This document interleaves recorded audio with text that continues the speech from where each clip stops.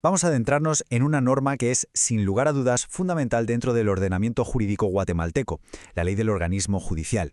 A lo largo de este análisis vamos a realizar un examen conceptual, bastante riguroso, de su estructura, de sus fundamentos y de cómo se aplica en la práctica. El objetivo es claro, entender por qué es la pieza central del derecho ordinario del país. Bien, este será nuestro recorrido. Primero, una introducción para entender por qué se la conoce como la norma normarum. Después, definiremos un par de conceptos clave para situarnos. En tercer lugar, exploraremos sus raíces, tanto en la Constitución como en la doctrina. Luego veremos la ley en acción, en el terreno de juego de la jurisprudencia. Y finalmente cerraremos con una síntesis, una conclusión sobre su papel como eje del sistema de justicia. Empezamos entonces con el primer punto, la introducción. Hay que dejar algo claro desde el principio. Aunque la ley del organismo judicial es una ley ordinaria, o sea, no tiene rango constitucional, su importancia es capital. Es la que configura todo el marco de funcionamiento y de interpretación para el sistema judicial al completo. Entonces, ¿qué significa esto de norma normarum en el contexto del derecho ordinario? Pues miren, no es una etiqueta que se ponga a la ligera, responde a una función muy específica. La LOJ no es una ley más, no, es la norma que dicta las reglas del juego para el resto de las leyes ordinarias, es la que dice cuáles son las fuentes del derecho, y esto es crucial, es la que establece cómo se deben interpretar las leyes. Podríamos decir que es el manual de instrucciones indispensable para cualquier juez, fiscal o abogado. ¡Perfecto! Ahora que tenemos el marco, vamos a delimitar los dos conceptos centrales que esta ley organiza. Por un lado, el organismo judicial como institución del Estado y por otro, la ley en sí misma como la herramienta que lo regula. Es fundamental distinguir entre el órgano y la norma que lo rige para poder analizarlo bien. El organismo judicial es, como sabemos, uno de los tres poderes del Estado.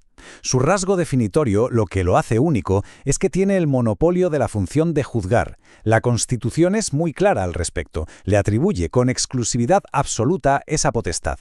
Su estructura, es jerárquica. En la cima está la Corte Suprema de Justicia, por debajo las Cortes de Apelaciones y luego el resto de tribunales que la propia ley va creando.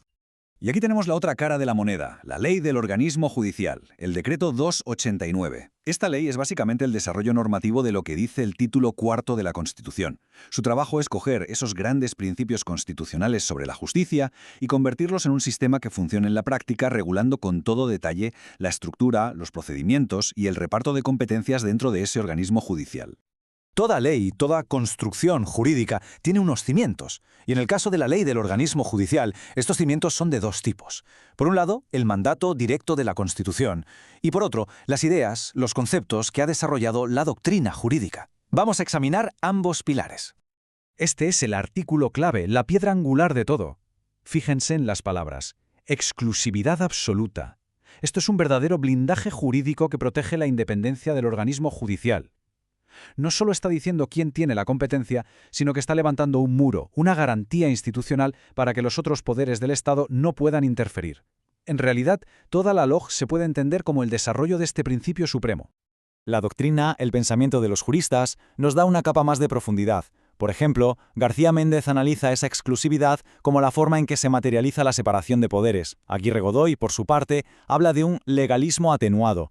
¿Qué quiere decir con eso? Pues que aunque la ley es la fuente principal, no es la única. Su rigidez se suaviza con el papel que juega la jurisprudencia. Y finalmente, Couture nos ayuda a diferenciar entre el control de legalidad, que hacen los jueces día a día, y el control de constitucionalidad, que es una función mucho más especializada.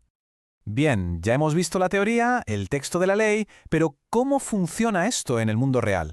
Pues para eso tenemos que pasar al plano práctico. Es en la jurisprudencia, en el día a día de los tribunales, donde la ley cobra vida, donde se enfrenta a la complejidad de los casos reales. Y aquí nos encontramos con una pregunta clave. El artículo 2 de la ley usa este verbo, complementará. Desde el punto de vista de la teoría del derecho, es fundamental que nos preguntemos qué alcance tiene esa palabra. ¿Es la jurisprudencia un simple añadido, una nota a pie de página, o tiene un poder, un significado jurídico mucho más profundo? La respuesta que nos la ha dado la propia jurisprudencia constitucional es que esta función complementaria no es para nada secundaria. La palabra complementar en realidad esconde dos misiones esenciales. Primero, una función integradora, rellenar los huecos, las lagunas que inevitablemente tiene cualquier ley. Y segundo, una función unificadora, poner orden en la interpretación de la ley para que haya seguridad jurídica, para que los criterios sean coherentes y se trate a todo el mundo por igual. Este esquema nos muestra la famosa pirámide, la jerarquía de las normas en Guatemala, tal y como la ha interpretado la Corte de Constitucionalidad. Arriba del todo, los tratados de derechos humanos. Justo debajo, la Constitución. Y en el nivel ordinario, justo ahí, es donde encontramos a la LOJ. Este diagrama es vital para entender que a pesar de ser la norma de las normas en su nivel, la LOJ está siempre y sin ninguna duda sometida a la supremacía de la Constitución. De la aplicación de la LOJ por parte de los jueces han surgido criterios ya muy consolidados. Por ejemplo, la preeminencia constitucional, que obliga a cualquier juez a asegurarse de que las leyes respetan la Constitución. O la debida motivación, que ya no es una opción, es una garantía. Toda sentencia tiene que estar bien fundamentada.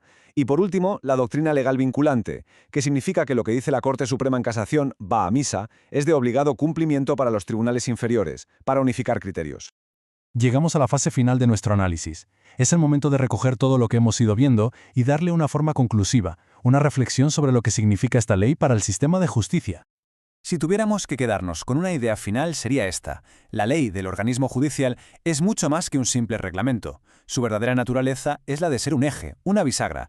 Es el puente que conecta los grandes principios de la Constitución con la realidad de los juzgados. En resumen, es la norma que define el cómo se hace justicia en el día a día. Y terminamos con una pregunta abierta, una de esas cuestiones que nos llevan a los grandes debates de la filosofía del derecho. Ya hemos visto que la jurisprudencia es indispensable para que la ley tenga vida, pero claro, aquí surge una tensión, la tensión entre el que crea la ley, el legislador, y el que la interpreta, el juez. ¿Dónde está el límite de esa interpretación? ¿En qué momento la necesaria adaptación de la ley por parte de un juez se convierte en una alteración de la voluntad democrática que expresó el legislador? Una pregunta que en el fondo define la eterna dinámica entre el poder que crea la ley y el poder que la aplica.